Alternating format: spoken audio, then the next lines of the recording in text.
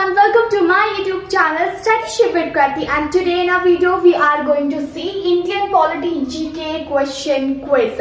आज के इस वीडियो में we have 15 question related to Indian Polity and let's see आप में से जो है कितने ऐसे लोग हैं जो ज्यादा से ज्यादा क्वेश्चंस का आंसर देने वाले हैं. So it's a kind of a challenge for you people, क्योंकि ये जितने भी क्वेश्चंस है ना, ये बहुत ही सिंपल क्वेश्चन है जिनको आप शुरुआत से ही सुनते आए हैं और पढ़ते आए हैं. Before starting our video, let me tell you that you can connect with me on my Instagram page, Facebook page, Telegram and Twitter. All links are given in description box. And जितने भी questions हम यहाँ पे attempt करने वाले हैं, please आप अपने आप से देखिएगा कि आपको ऐसे कितने सवाल थे जिनका आंसर एकदम क्लियर पता था, एंड फिर कमेंट कीजिएगा कि आपने 15 में से कितने सवालों का आंसर दिया. 15 out of 5, 15 out of 7, 15 out of 8, something like this. So let's start after this video. Supreme Court जजेस retire upon attending the age of. Supreme Court का जो जज होता है वो कितनी एज पे रिटायर होता है? So actually it's correct answer is going to be 65 years.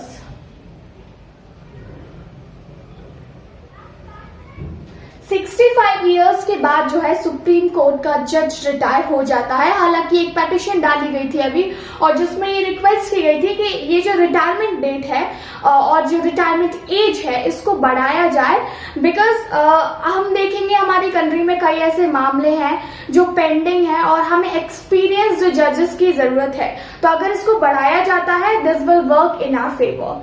Next we are going to have a second question. Who was the first chief justice of India? पहला इंडिया का चीफ जस्टिस कौन था? तो इसका सही answer है H.J. कान्या. H.J. कान्या. He was the first chief justice of India. Next question, third, when was the first session of Lok Sabha held?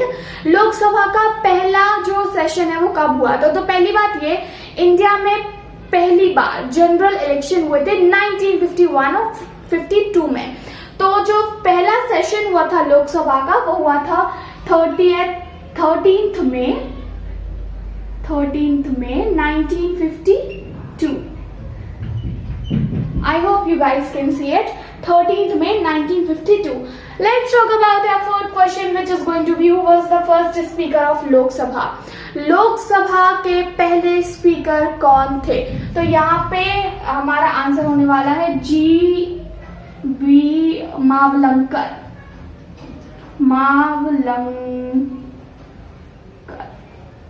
ठीक है. ये जो थे ये पहले स्पीकर थे लोकसभा के. Question number 5 we have is total number of high courts in India. High court India में टोटल कितने हैं? सुप्रीम कोर्ट तो एक ही होता है. हाई कोर्ट टोटल जो है वो 2019 से पहले 24 थे, बट अब जो है एक और हाई कोर्ट जोड़ लिया गया है जो कि है अमरावती हाई कोर्ट. सो पहली बात ये कि इससे पहले, क्योंकि आंध्र प्रदेश से तेलंगाना निकला और high court Hyderabad high court जो था वो कॉमन हाई कोर्ट था इन दोनों ही स्टेट के लिए, लेकिन बाद में फिर अमरावती में भी एक हाई कोर्ट बना दिया गया. So right now currently we have is let's see we have 25 High Court. Okay, 25 है. When the first general election held in India, पहली बार इंडिया में जनरल इलेक्शन कब हुए थे? अभी मैंने बात की कि जो पहला सेशन है लोकसभा का वो 13th में 1952 में हुआ था.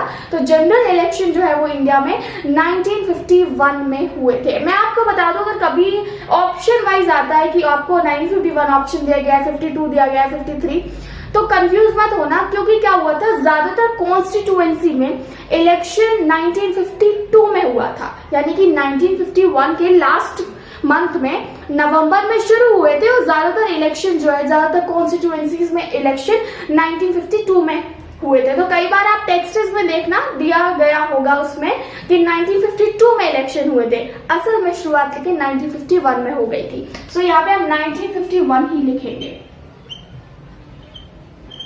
Next question we're going to have is which state has no Panchayati Raj institution?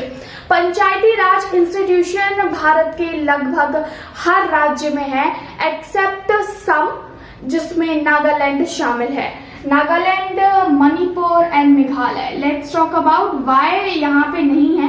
पहली बात तो ये नागालैंड आएगा क्योंकि ये जो है इंडिजिनियस कम्युनिटी वाले स्टेट है।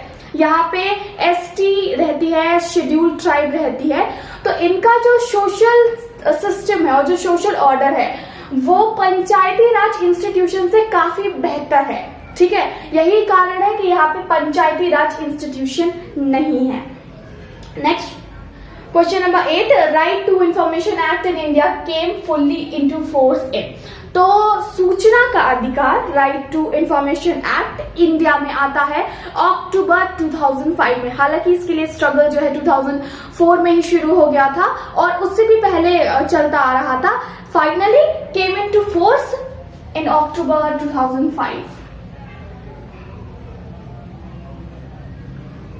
Okay, next, minimum age required to contest for Lok Sabha election. Lok Sabha election के लिए अगर आपको खड़ा होना है तो कितनी कम से कम एज चाहिए होती है?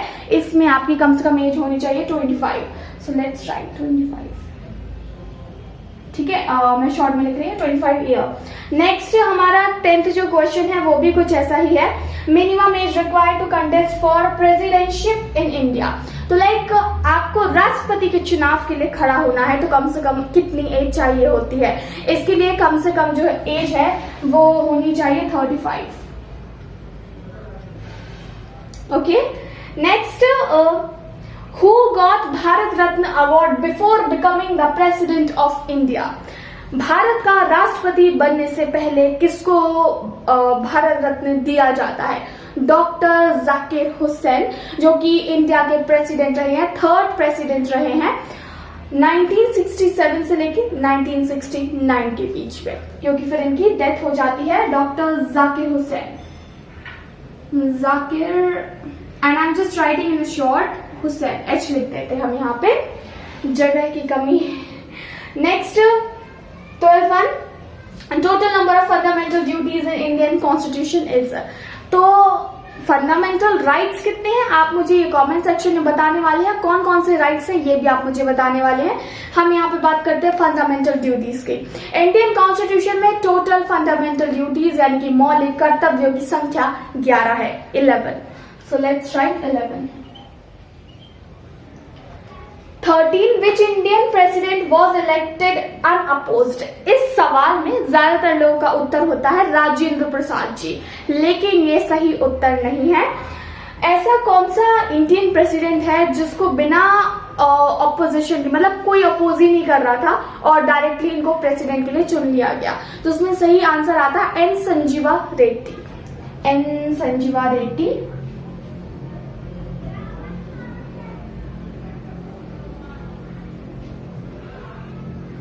So he was elected as a president in 1977 जब जनता गवर्नमेंट आती है।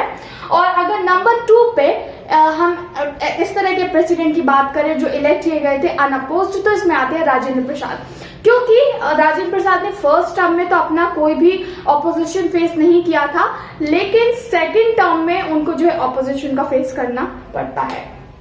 40 we have is, who was the first deputy prime minister of India? Deputy prime minister of India कौन थे पहले? तो इसमें सरदार वल्लभ भाई पटेल का नाम आएगा, सरदार वल्लभ भाई पटेल, एल वल्लभ भाई पटेल। ठीक है। Which state first adopted the Panchayati Raj in India in 1959? जब पंचायती राज की बात होती है कि इस तरह का हम एक बिल लाएंगे, इस तरह का कानून बनाएंगे कि जितने भी भारत में ग्रामीण क्षेत्र है इन सभी जगह ही इस तरह के इंस्टीट्यूशन बनाए जाएंगे। हालांकि कॉन्स्टिट्यूशन में प्रावधान जो है 1990s के बाद ही आता है। तो यहाँ पे 1959 में सबसे पहला स्टेट जिसने एडॉप्ट किया था पंचायती राज वो है राजस्थान। तो हम यहाँ पे राजस्थान लिखते हैं।